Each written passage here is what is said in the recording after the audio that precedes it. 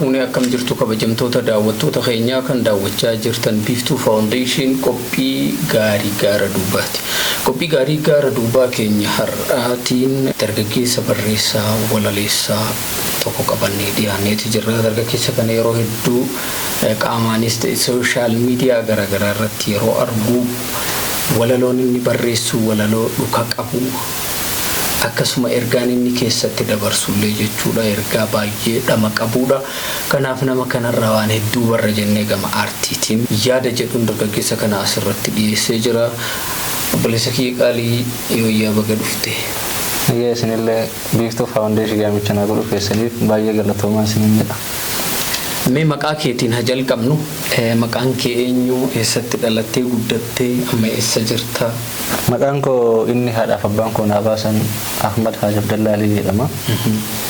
Maqaan moggaasa kootii sooshaal miidiyaa kan ittiin fayyadamu Gara Kuteessa jedhama.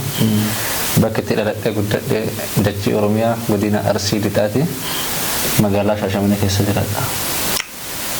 Baay'ee bareeda. Ahmad Abdallaa mallee maqaa dabalataa tokko kanan beeku Kaariinaa siin jedhan. Mee Kaariinaa maaliif jedhamtaayyuu?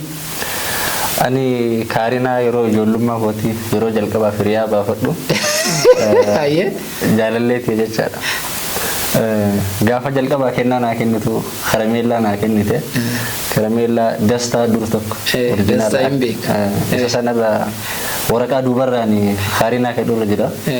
Guyyama sanarraa kennaa san waan guddaadha waan ta'eef namni hiriyaan tokko ka waan siif kennee siif laate tokko akka waan guddaati waan fudhadhu guyyaa sanarraa maqaa sana moggaafadhee ture. Sanarraa Kaariinaa jedhee FB'n kiyya waggaa 4 Kaariinaa jedhee fayyadame. Har'allee maqaa FB kiyyaa sana Gara Kuteessa jijjiiradhe malee jechi Kaariinaa jedhu onnee kiyyarraa yoomillee hin badu. Amma jaalallee teessuun eessarti?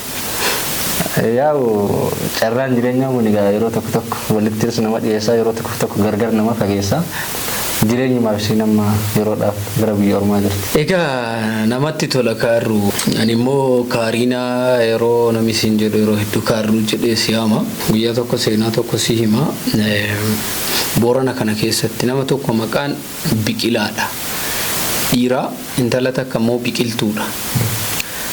Mee Biqilaa yeroo shellu jechuun shelee jennaan waan biyya keenyatti nuunnessu yookaan kooksu nama tokko maqaa jaalala argite shelee jenna garuu nuti naannawa Sikkoo Mandoo kanatti yoo sheltume amma nama maqaa Biqilaa mee sheliiti yaami maal jetta? Ani amma Kaariinaadha kaarruu siin jedha. Ahmad yoo taate Ahmii siin jedha namni. Ahmiyyee Ahmadaa waan akkasii jedha. Yoo si shelu mee Biqilaa yoo sheltu maal jetta? Yeroo Biqilaan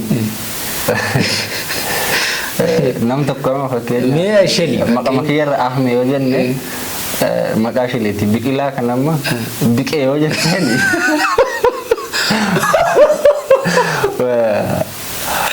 waan biraa keessas naqa waan akkasii ture qoda hedduu keessaa hin gaafatame wanni kun mee Biqilaadhaan oo Biqoo jenne jedhe Biqoo jenne yoo yaamne Biqiltuudhaan mee maal jenna naan Biqee jennaa jedheenani. Biqeen kun akkuma beektan gaayisinu daawwattoota keenya hayyee nuun deeme qoosaan waa'ee Kaariinaa kana yeroo baay'ee namni waan allee gaafatuuf si gaafadhe. Kaariinaan kanaafuu kennaa jaalallee keetii karameellaa Kaariinaa waan sii kenniteefi Kaariinaa jettee moggaafattee garuu maqaa sana sababa jijjiiradheef qaba. Isiidhaan akka tasaa taanee walitti waan buuneef yeroo online jaarsi hin jiru hin araaramne jaarsi hin jiru. Yaa'u jaarsi nu araarsee ture araarres galma hin geenye yaa'u jireenyuma jenneetiin dhiisne garuu ni jijjiiradhe maqaa sana achas Gara Kuteessa jijjiiradhe. Waan isiirraa garaa kutateefi? Isiirraa garaa kutachuuf osoo hin taane moo ni Gara Kuteessa? Yeroo baay'ee akkuma wal banuun jecha Kaariinaadha kan achirratti argu waan isii waliin duraan dabarsaa ture waan yaadadhuuf bakka yaadannoo sana xiqqoo ofirraa hir'isuuf jedhee Gara Kuteessa jijjiiradhe. Gara Kuteessa immoo ani maatii kootiif nama dhumaatii dhiiraa dubara keessattuu sanaaf Gara Kuteessa jedhee muggama. Ani immoo gara jabeessa Kiruul waan jedhamutti si yaade waan namatti tolu. Mee ati walaloo barreessita walaloo kee hedduu inuma waggaa 5-6 dura an kasi beeku Facebook ni kee tokko posting gootu gaafa maqaan kee Kaariinaa san walaloo qofa wannati post gootu jechuudha. Walaloowwan hedduu dhangalaastee bu'aa maletti barreessitee kitaabarraan oolchine ittiin sirbitee sirbarraan oolchine waanuma tokkoon goone immoo walaleessiteeyyuu gara miidiyaan finne akkanumatti jechuudha. Waan suur sagalee kee qabatatti hin finne akkanuma callistee barreessitee gadhiisaa turte. Barri kun ammoo bara dhugaa namaa ba'anii miti. Namni jecha kee fuudhee osoo maqaa kee hin kaasin kiyyuma jedha. So garuu bu'a qabeessa situ bu'aa wabbaan dhabsise malee. Mee dandeettiin qabdaa maaltu hangammaa sii dabee walaloo kee akkuma tasaa dhangalaasaa turte maaltu sii hin galini ati nama kennaa aartii jabaa qabu mee akkamiin laalta kana ofirra beekta? Ani laal jarrama akka dhati na gaafattee kan namni na gaafate hin jiru. Dandeettii kiyya kan qabu yeroo san nama itti madhu waan hin qabneef FB koo irra maxxansaa ture. Namni dhufeetiin gaa aartiin kun kennama rabbi abbaa fidheef kenna. Yeroo sanatti walaloon hin barreessa hiriyaa kiyya tokko jira bira dhufee na ilaalee waan jedhuuf uumamni kiyyaaf kan isaa adda waan ta'eef inni fedhii biraa waan hordofuuf uumamni dandeettiin isaallee kan biraa waan ta'eef gatii irra naa kaa'ee akka waan kana bakka guddaadhaan ga'u nan hin deeggarre. Inni biraa tokko haalli jireenyaallee hin ulfaata. Nama fedhii aartii qabu yeroo sanatti hin arganne nama walitti dhiyaadhee itti ibsadhee fedhii makiyya kanayyuu garamitti akka ceessu waliin haasa'u hin jiru. Sanuma sana ta'eetiin egaa akkasitti walitti ta'a ture. Egaa amma hoome dandeettii aartii kee kana akka qabduuf beekta jechuudha. Akkamitti madaaltaati walaloo kee yoo barreessu walaloo cimaa barreessa jettee uf laaltamoo? Jiddugaleessa moo gad bu'aa barreessa jettee uf yaaddu? Ani akka kootitti jiddugaleessa barreessa jedhama. Gad bu'aas hin barreessu.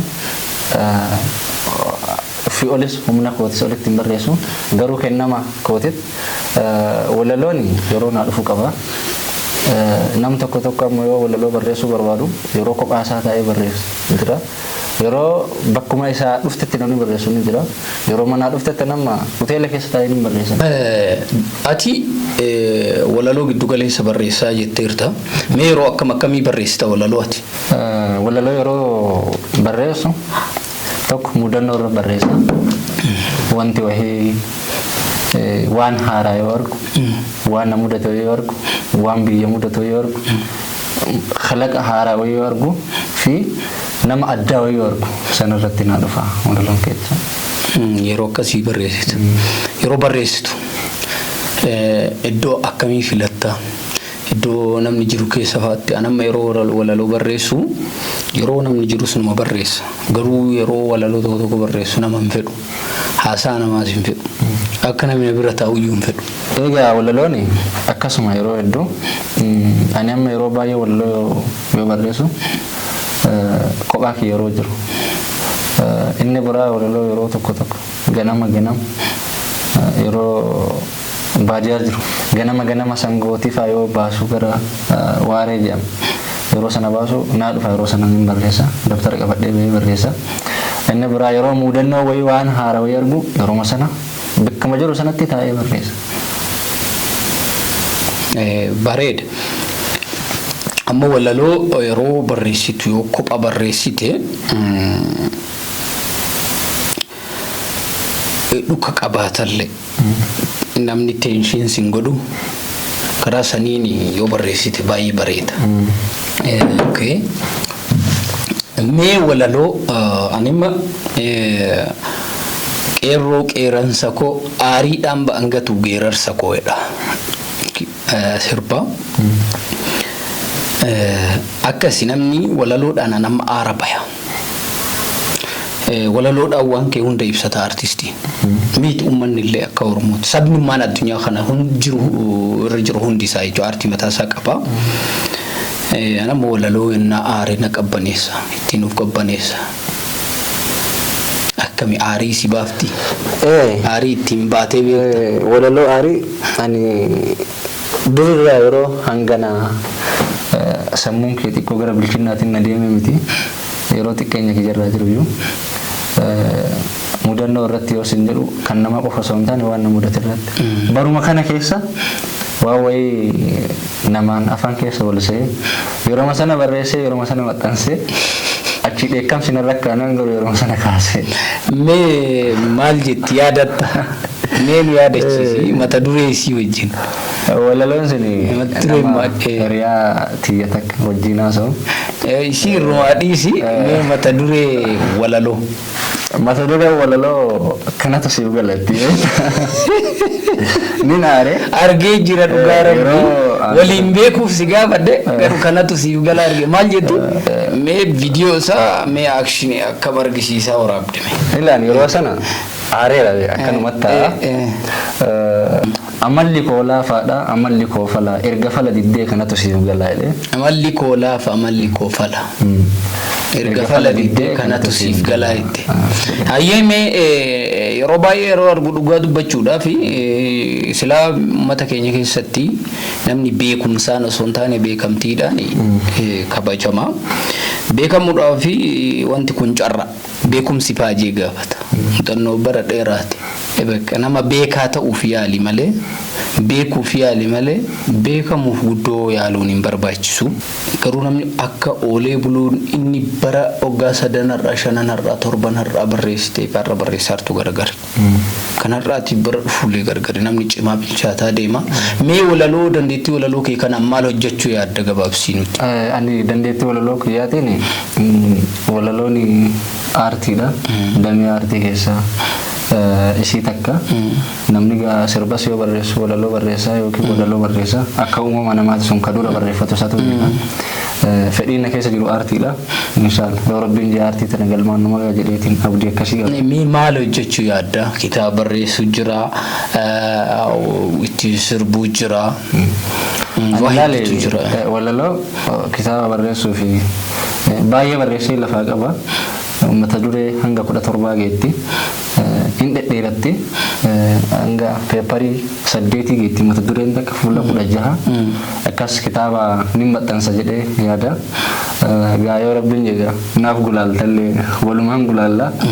Egaa namni uumamaa wal caalaan akkuma ati si jette walaloo isin dubartoonni jedhu sana ittuma yaadeen dubartiin waan hunda waan ta'eef maali walloon suni addunyaa kanarraa wanti fedhe hafee isin dubartoonni anaaf dhiigaaf lafee. Dubartii jechuun addunyaa kanarratti wanni isaan madaalu hin jira jedhee yaadu. Namni dhugaa dubartootaa hin beekne dhugaa lafa kanarraa iyyuu hin beeku dhugaa. Ajandaa isaanii osoo hin taane sababa walaloo isin dubartoonni jedhuuf dubbanne. Kitaaballee ni dhaqqabdaa. In danda'a jennaan wanni hin danda'amne hin jiru. Abshirsiin jedha. Mee walaloo baay'ee dinqisiifattu. Keessa walaloo jabaatu nu afeeruu dandeessa. Garuu walaloo atis dinqisiifattu.